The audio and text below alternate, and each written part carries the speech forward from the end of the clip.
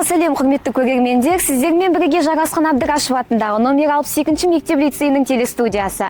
Бүгін біз Арал қаласындағы руханият орталығының маңызды бөлімдерінен сіздермен бірге сұхбат алатын боламыз.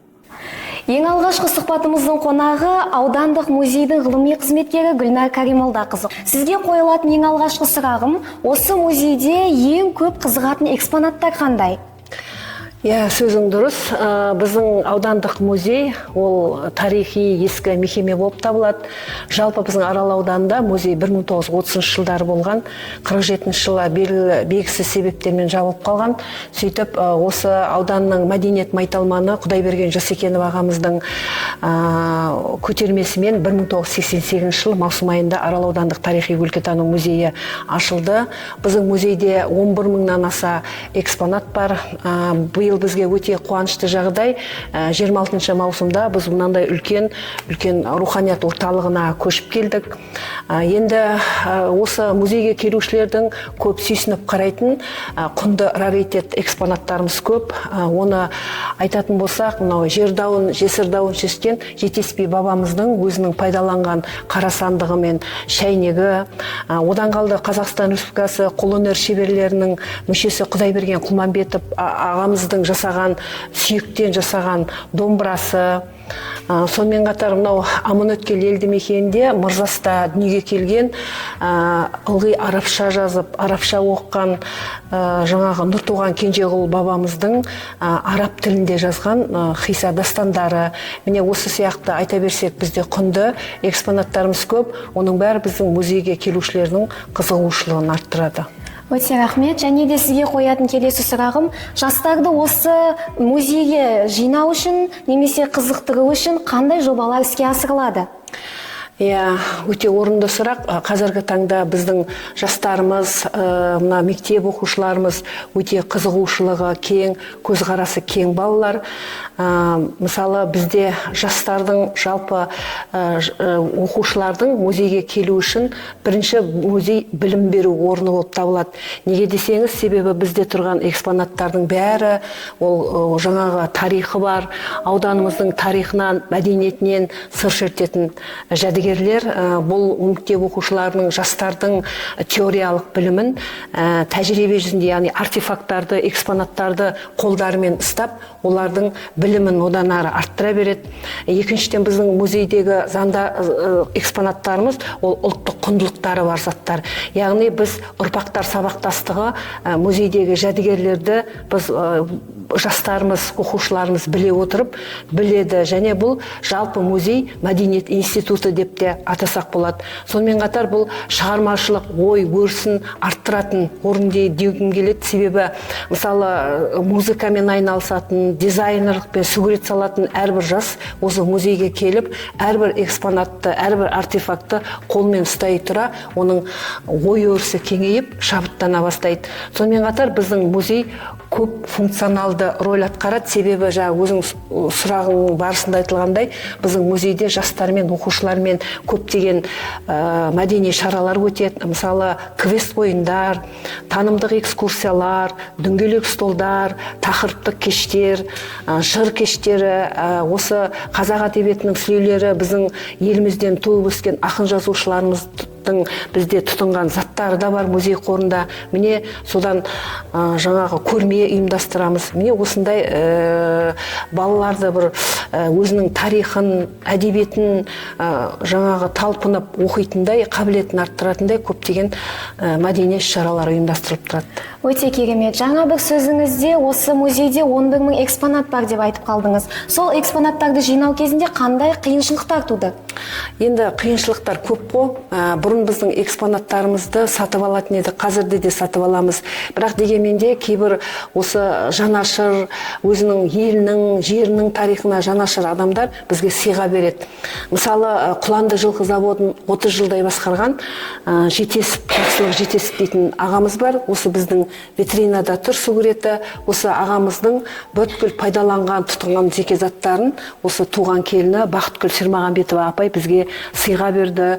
Сол сияқты мына жерде Төлеген Сырамов деген, мына жерде Байжан Бекжанов деген ағаларымыздың тұтынған заттар біздің музей қорында бар. Енді дұрыс айтасың, қиыншылық кездеседі, оңай жермен келмейді, бірақ енді музей қорын толықтыру үшін біз жылда музейге сый деген акция ұйымдастырып тұрамыз. Сол акция барысында бізге осы жанашыр, тарихшы, өлкетанушы, жалпы осы музейге деген қызығушылығы бар азаматтар мен азаматшылар осы жәдігерлерді әкеліп тапсырады. Сол арқылы біздің музей қорымыз толықтырып тұрады. Келесі сұрағым, алдағы уақыттарда осы музейді көркейту бағытында қандай жобаларды іске асырып жатсыздар? Дұрыс, келесі жылы біз біраз жоспарлап отырмыз. Соның ішінде, сөзім арасында айтып кеткендей, осы жастармен, оқушылармен, осы туған өлкенің әдебиетін, тарихын, әдет ғұрпын, салт дәстүрін насихаттауда біз үлкен ғылыми білім жобасын алып отырмыз, жас этнограф деген. Бұл жас этнографқа осы аудандық білім бөліміне қарасты мекемелердің, қаланың, ауылдың мектептері қатыса алады. 5-ші класстан 8-ші классқа дейін қатыстырамыз деп отырмыз. Жалпы жас этнограф жобасының мақсаты бір жағынан өзіңіз сөздің арасында айтып кеткендей музей қорын толықтыру, екіншіден жас жеткіншектердің осы еліміздің, ауданымыздың тарихына деген көзқарасын ашу. Яғни әр оқушы экспонатты іздей жүре, оның жасалу жолдарын, яғни ғылыми негізде дәлелдеп, өзінің тұжырымдамасын осы жобаға әкеліп дайындап қатыса алады. Уақытыңызды бөліп сұхбатымызға келіскеніңізге көп алғыс білдіреміз. Келесі сұхбатымыз Арал аудандық кітапхананың әдіскері Оңталапқызы Таңшолпан. Қош келдіңіз. Рахмет. Енді сізге қоятын ең алғашқы сұрағым, жалпы оқырмандардың арасында ең көп танымал жанрлар қайсы? Рахмет сұрағыңызға. Жалпы өзімді таныстырып кетсем, осы аудандық орталық кітапхананың әдіскерімін.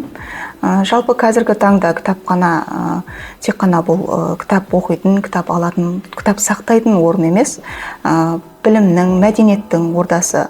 Қазіргі жастар жалпы біздің кітапханамызға келетін оқырмандардың қызығушылығы көбіне қазақ әдеби классикасы, мотивациялық кітаптар және психологиялық кітаптарға ерекше сұранысқа ие. Және бір қуантарлық жайт, қазіргі таңда осы баспадан жаңадан біздің қазақ әдебиеті болсын, шетел әдебиеті болсын, қайтадан жаңартылып шығып жатыр. Бұл дегеніміз осы оқырмандардың сұранысына, қызығушылығына байланысты біздің кітапханамыздың қорынан кез келген кітапты оңай таба алады дер едім. Және жастар көбіне осы психологиялық болсын, мотивациялық болсын шығармалардың, авторлардың жеңіл және бір ерекше әсерге қалдыратын шығармаларды көбіне таңдайды. Көп рахмет. Және де келесі қоятын сұрағым, кітапхананың электрондық қызметін қолданушылар саны артты ма? Әрине, қазіргі дәстүрлі кітапханамен қатар біздің электронды жобада кітапханаларда, электронды кітапханада жалпы кеңінен жүргізіледі. Өздеріңіз көргендей, біздің жақында руханият орталығының жанынан құрылған аудандық орталық кітапханада электронды оқу залы бар. Яғни бұл жерде біз оқырманға жайлы орта, жарық және шексіз ғаламтор ұсына аламыз. 15 компьютермен жабдықталған осындай заманауи кітапханада, электронды оқу залында келген оқырмандар кез келген ақпаратты ала алады, көшіру, шығарып алу жұмыстарына қол жеткізеді және шексіз ғаламторды қолданып керекті ақпараттан алады. Және осы Арал аудандық орталықтандырылған кітапханалар жүйесі бойынша бізде Рабис бағдарламасы бар. Яғни біз электронды каталогқа қазір кезең-кезеңмен жүргізілуде заман талабына сай. Сол арқылы біз кітапхана қорындағы барлық әдебиеттерімізді осы Рабис бағдарламасына қондырып отырмыз. Және біздің өлкетану бағытында Аралдан шыққан ақын жазушылардың шығармалары, кітаптары сандық форматқа көшірілуде. Бұл дегеніміз электронды түрде де біз өзіміздің өлкемізден шыққан ақын жазушылардың шығармаларын оқи аламыз. Көп рахмет. Және де қоятын соңғы сұрағым, жастардың кітап оқу қызығушылығын арттыру үшін қандай жобалар іске асырылуда? Рахмет. Жалпы кітапхана ұлттың рухани діңгегі дейтін болсақ, бізге келген әрбір оқырман біз үшін қымбат. Осы оқырмандардың оқу мәдениеттілігін, оқу сауаттылығын, шығармашылық белсенділігін арттыру мақсатында Арал аудандық орталықтандырылған кітапханалар жүйесі бойынша көптеген үйірмелер, жобалар жұмыс жасап, ұйымдастырылып келеді. Соның ішінде мен ерекше тоқталғым келеді. Арал аудандық орталық кітапхана жанынан құрылған қонақжай кітапхана, кәсіби бағдар беретін навигатор жобасы және Парақтайым оқырмандар клубын жүргізіліп келеді, тиянақты жүргізіліп келеді.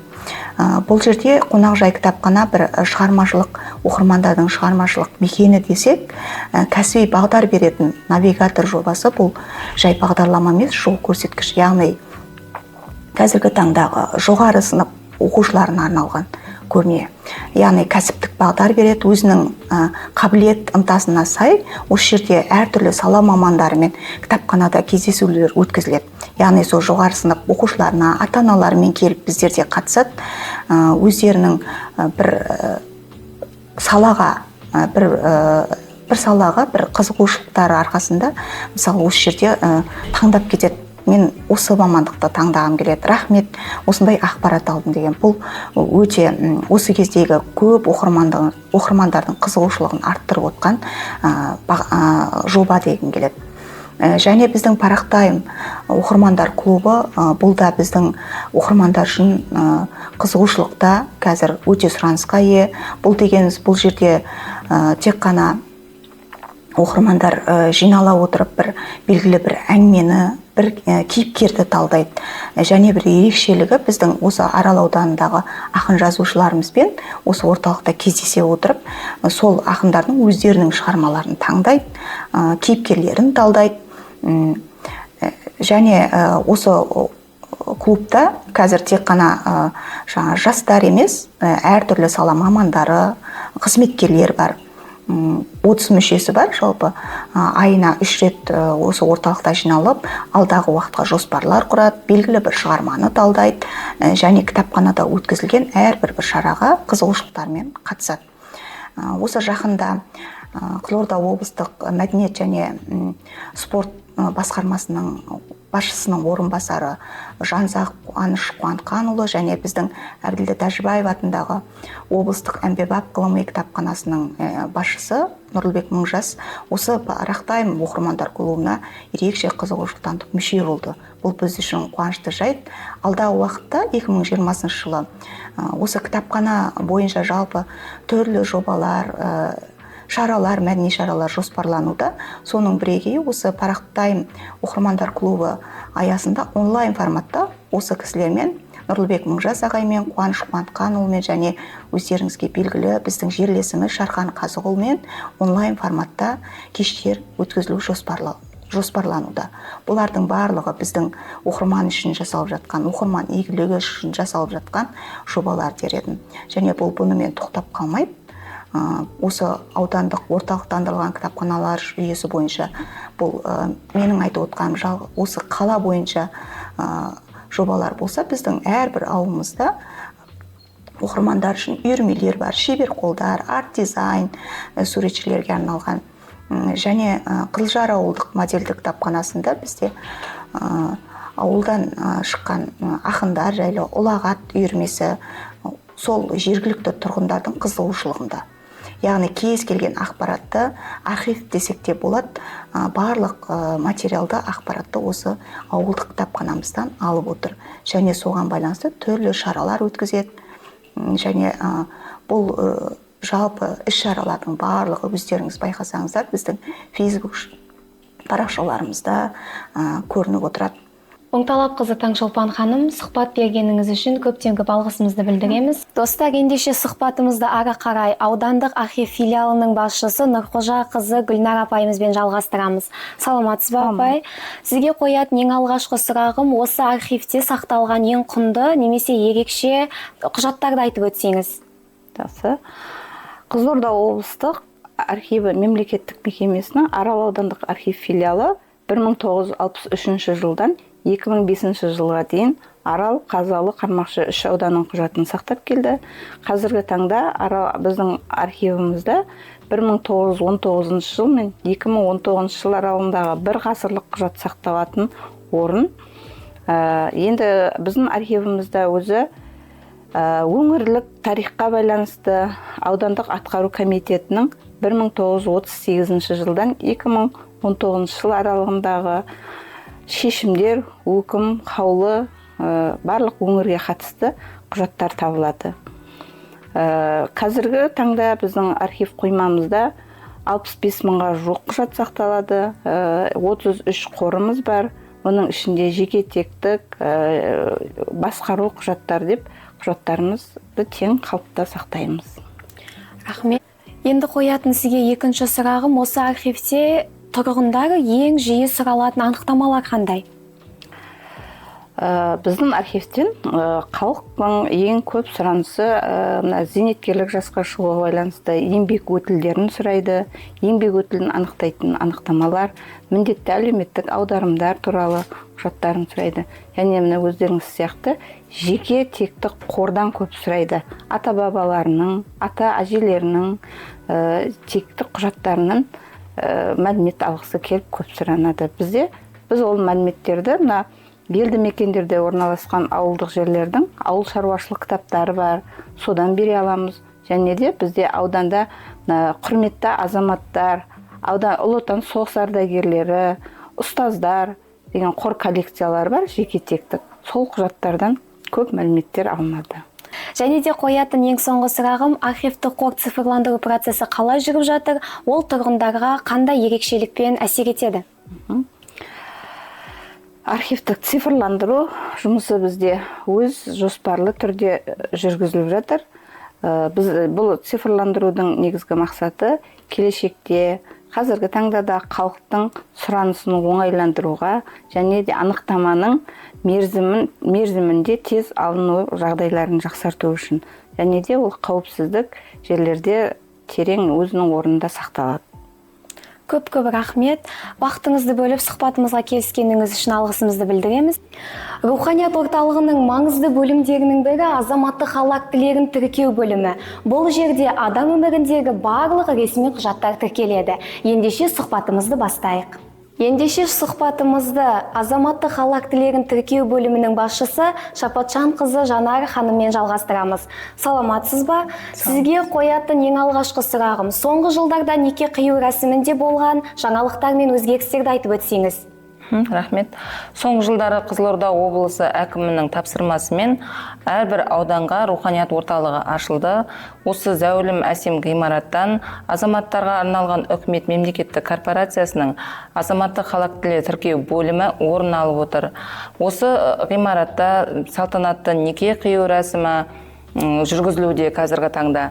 Сонымен қатар жаңа туған сәбилерге де туу туралы куәлігін салтанатты түрде табыстау, зейнеткерлік куәлігін табыстау және де жеке куәлігін табыстау рәсімі жүргізілуде. Және де қоятын екінші сұрағым, электронды өтініш қалдыру жастар арасында қалай дамуда және оның артықшылықтары қандай? Электронды өтініш қалдыру өте қарқынды даму үстінде. Қазіргі таңда неке қиюға өтініш беру үшін халық приложениесі немесе Каспи приложениесі арқылы да өтініш беруге болады. Сонымен қатар егов порталы арқылы өтініш беруге болады. Оның артықшылықтары адам уақытын үнемдеу, қағазбастылықтан арылу. Сонымен қатар некемен қатар туу туралы куәліктерді де, қайталама куәліктерді де осы электронды түрде беруге болады. Сізге қоятын ең соңғы сұрағым, қазіргі кезде жас жұбайлардың неке қию рәсімінде байқалатын жаңа үрдістерді айтып өтсеңіз. Жаңа үрдістерге тоқтала кететін болсақ, осы ғимарат ашылғалы бері біздің жас жұбайлар салтанатты неке қию рәсімін өткізу үстінде, сонымен қатар жаңа туған сәбилердің туу туралы куәлігін, зейнетке шыққан апаларымыз, ағаларымыздың зейнеткерлік куәлігін табыстау, сонымен қатар 16 жасқа толып Қазақстан Республикасына азаматы атанған жасөспірімдерге жеке куәлік табыстау рәсімінде жүргізілуде. Арал ауданының халқына осындай қызмет көрсетіп жатырғанымызға біз қуаныштымыз, әлі де қызмет етуге дайынбыз. Көптен көп рахмет. Уақытыңызды бөліп сұхбатымызға келіскеніңіз үшін алғысымызды білдіреміз. Достар, ендеше соңғы сұхбат алаңымыз жастар ресурстық орталығы. Бұл орталық жастардың дамуына көмектеседі және олардың бастамаларын бастауға өз қолдауын білдіреді. Ендеше сұхбатымызды ары қарай жалғастырсақ, Тұран жастар орталығының маманы Тоқтамысов Ануар мырзамен. Саламатсыз ба? Сізге қоятын ең алғашқы сұрағым, қазіргі арал жастарына деген қолдау көрсету мақсатында қолданылып жатқан қандай жобалар іске асырылды? Сұрағыңызға рахмет. Жастардың бастамаларын қолдау бағыты бойынша енді бізде жалпы жастар орталығында 12 бағыт бойынша қызмет жасаймыз. Оның ішінде дін және жастар қоғам назарында, жас кәсіпкер жобалары. Осы жобалардың барлығы енді біздің жастарға беріп жатқан мүмкіндіктерді жастарға түсіндіру. Бұдан бөлек енді біз тек қана қала жастарымен ғана емес, ауылдық округтердегі жастарды назардан тыс қалдырып жатырғанымыз осы жақында ғана біздің мүмкіндіктер керуені алаңы жобасы аясында біз 12 ауылдық округтегі жастармен барып арнайы маман салаларымен түсіндірме жұмыстарын жүргіздік. Бұл негізгі біздің жұмысымыздың бір бөлігі ғана. Онан бөлек енді біздің түрлі мәдени көпшілік іс-шараларымыз, жастарға арналған спорттық сайыстарымыз, осының барлығы осы жастар орталығы тарапынан ұйымдастырылып жатқан жұмыстар. Рахмет. Және де сізге қоятын келесі сұрағым, осы жылды қорытындылай келе жастарға арналған қолдау көрсету мақсатындағы ең үлкен жобаларыңыз қандай? Ең үлкен жоба деп айтар болсақ, бұл енді бізде жас кәсіпкер жобасы. Бұл жерде енді биыл аудан бойынша 91 жоба қаржыландырса, оның ішінде 31-і жастар иеленіп отыр. Онан бөлек енді бізде биыл 62 жас қайтарымсыз несие алып өздерінің бизнестерін бастауға мүмкіндіктер алып отыр. Және де соңғы сұрағым, осы 2026 жылға қойған ең үлкен мақсаттарыңыз? Ең үлкен мақсат деген енді өздеріңіз білесіздер, биыл ғана мемлекет басшысы Қасым-Жомарт Кемелұлы Тоқаев жолдауында жасанды интеллектті атап өткен болатын. Осы 3 жыл көлемінде Қазақстанды цифрландыруға байланысты. Енді осы жоба аясында да біз өзіміз 26 жылға жасанды интеллект бойынша аудан жастарын оқыту курсын өткізуді қолға алып отырмыз. Көп рахмет. Және де арал жастарына айтар өзіңіздің сөзіңіз болса? Енді жалпы жастарды біз өзіміз жастар орталығымен бірге жұмыс жасауға шақырамыз. Өйткені бұл жерде бізде ерікті жастар көп. Біз енді студенттермен, оқушылармен ерікті түрде қызмет жасаймыз. Онан бөлікте кез келген жасқа біздің есігіміз ашық. Өйткені биыл жаңа ғимаратқа көштік. Осы жақта өзіміздің жұмысымызды жалғастырып жатырмыз. Кез келген жасты біз өзіміздің қатарымызға қосуға дайынбыз. Уақытыңызды бөліп сұхбатымызға келіскеніңізге көп рахмет. Құрметті көрермендер, біз бүгін руханият орталығының аз ғана бөліммен танысып, олардың ауданымызда алатын орны туралы ақпарат алдық. Әр бөлім тарихты сақтауға, мәдениетті дамытуға, жастарды қолдауға өз үлесін қосып отыр. Және де сұхбатқа қатысқан әр маманымызға өз алғысымызды білдіреміз. Сіздермен бірге болған 62-ші мектеп лицейінің телестудиясы және де жүргізушісі мен Телағысова Айдана. Келесі кездескенше аман сау болыңыздар.